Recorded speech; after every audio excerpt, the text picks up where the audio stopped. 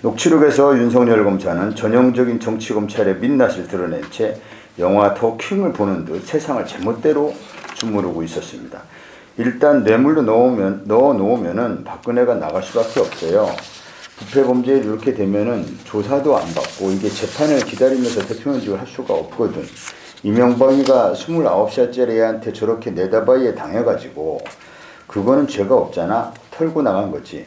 노무현을 잡으려고 박연차를 잡겠다고 한 건데 검찰이 마음먹기에 따라 자신의 입맛대로 현직 대통령의 직무수행을 정지시킬 수도 있고 대통령 출마자의 낙마 여부도 결정하고 전직 대통령을 표적수사에서 잡아나올 수도 있다는 충격적인 내용들입니다.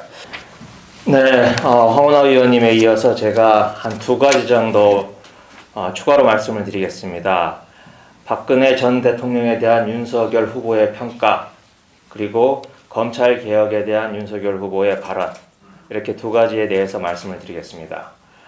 박근혜 전 대통령에 대한 평가, 이번 언론 보도에서 드러난 걸 보면 2016년도에 박근혜 게이트에 대해서 특검까지 갈 필요가 없다 라고 전제를 깔고 이런 말을 합니다.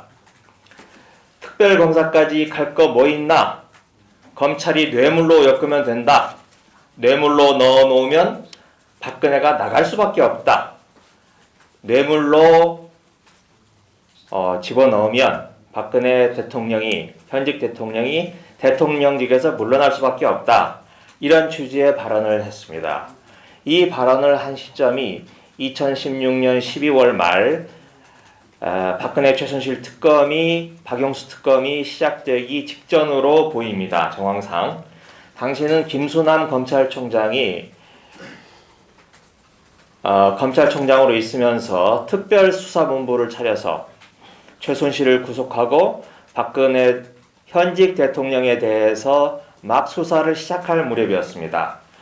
그런데 여러분들도 아시다시피 현직 대통령은 내란이나 외환의 죄가 아니면 소추되지 않는 그런 특권이 있습니다. 그럼에도 불구하고 현직 검찰이 이런 헌법적인, 법률적인 규정을 모두 뛰어넘어서 초강경의 압박 수사를 해야 된다. 그래서 박근혜 대통령이 자진해서 스스로 물러날 수밖에 없도록 만들어가야 된다. 복잡하게 특검까지 갈 것 없다. 이런 태도를 보인 겁니다. 당시 한번 돌이켜보면 박근혜 대통령에 대해서 촛불 전국에서 여러 가지 태도가 있을 수 있었습니다. 하지만 제가 보기에 이 태도가 박근혜 대통령에 대해서 대한민국에서는 가장 강경한 태도였던 것으로 보입니다. 또 이번 녹취록을 보면 박근혜 대통령에 대한 조롱과 격려를 늘어놓습니다. 한번 읽어드리겠습니다. 박근혜를 조진다. 뇌물을 재단법인으로 받아먹었구나. 원래 박근혜가 재단하는 사람이잖아. 직업이 재단 아니냐. 이렇듯 박근혜 대통령이 해왔던 그 전에 유경재단, 영남대 재단까지 거론을 해가면서 조롱과 격려를 늘어놓았습니다. 불과 이게 5년 전 이야기입니다. 그런데 지금에 와서 대통령 후보가 되고 대통령 후보가 되겠다고 나설 때 어떤 말들을 했습니까? 나는 사실 박근혜 대통령을 불구속 수사하려고 했다. 또 박근혜 대통령을 찾아뵙고 싶다. 내가 검사로서 맡은 일을 했을 뿐이다. 이렇게 말을 하고 있습니다.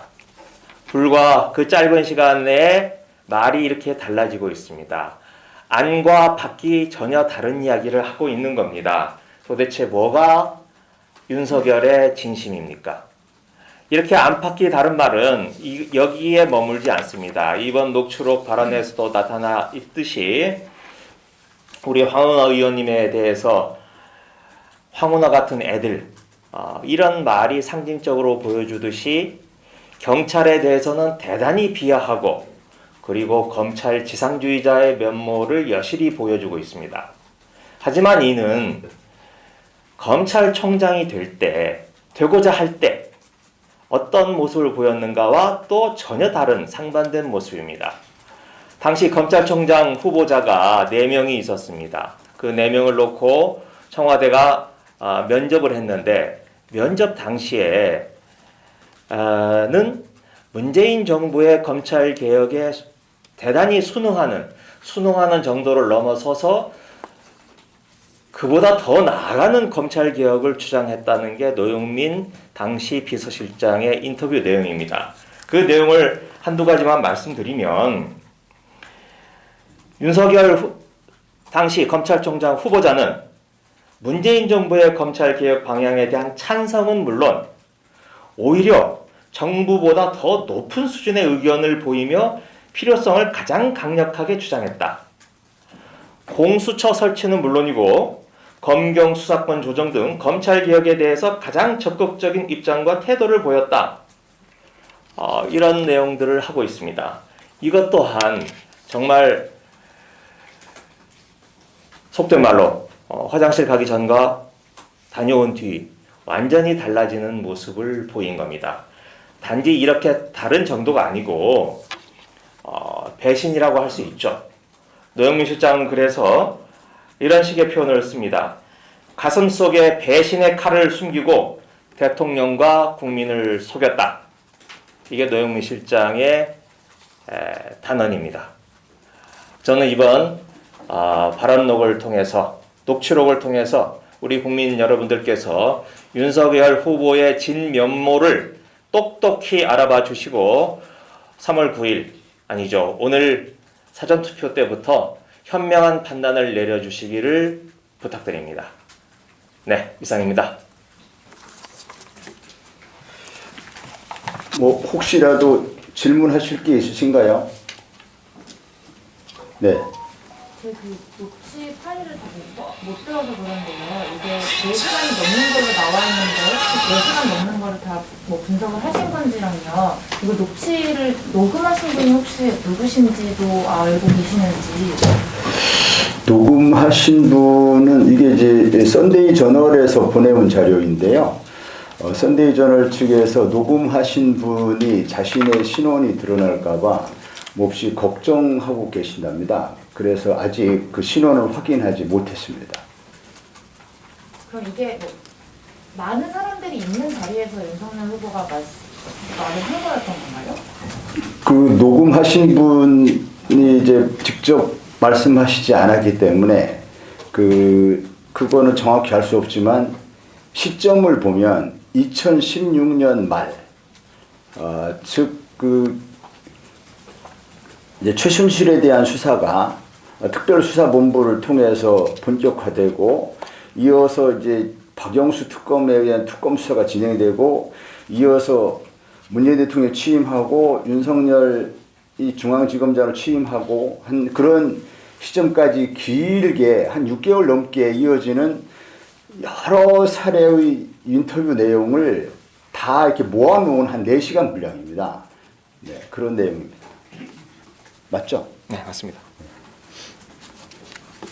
그래서 이제 한 자리에서 4시간 넘게 얘기한 녹취록이 아니고 이제 그 2016년 말부터 2017년 윤석열이 이제 중앙지검장 취임 이후까지 이어지는 오랜 시간 동안 반복된 이제 인터뷰 내용들을 다 모아놓은 녹취록이다. 이렇게 이해하시면 되겠습니다.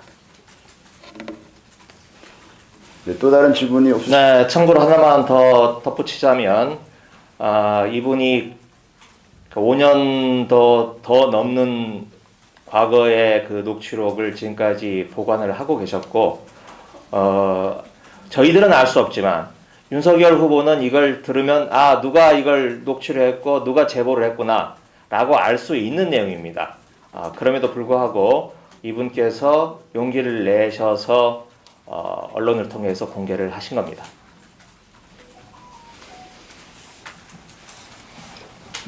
예, 없으시면 45분부터 또 우리 공보국에서 일정이 있는 걸로 알고 있습니다.